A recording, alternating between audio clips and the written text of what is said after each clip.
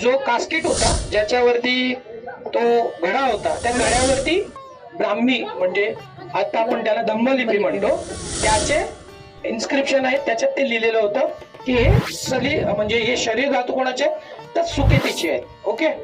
आणि बुद्धांच्या आईचं नाव पण काय होतं?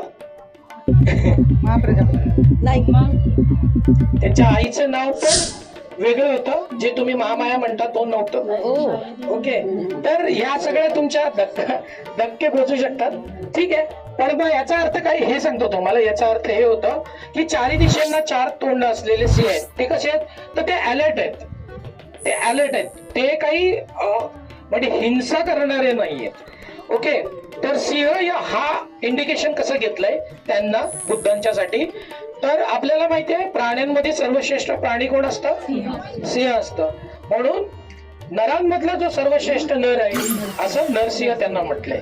आणि बुद्धांची वाणी जी कल्याणकारी आहे ती चारी दिशेनं जावी. चारी दिशेनं जाऊन भूतलावरील प्रत्येक कानाकोपऱ्यात बुद्धांची वाणी जावी आणि प्रत्येकाचं कल्याण व्हावं या अर्थाने बुद्धांची जी वाणी आहे ती याच्यातून इंडिकेट केलेली आहे. जसं सिंह जेव्हा जंगलात जातो आणि त्याची डरकाळी फोडतो तर चारी दिशेनं जाते आणि चारी दिशेनं गेल्यानंतर सगळ्यांना कळतं की सिंह हा येते.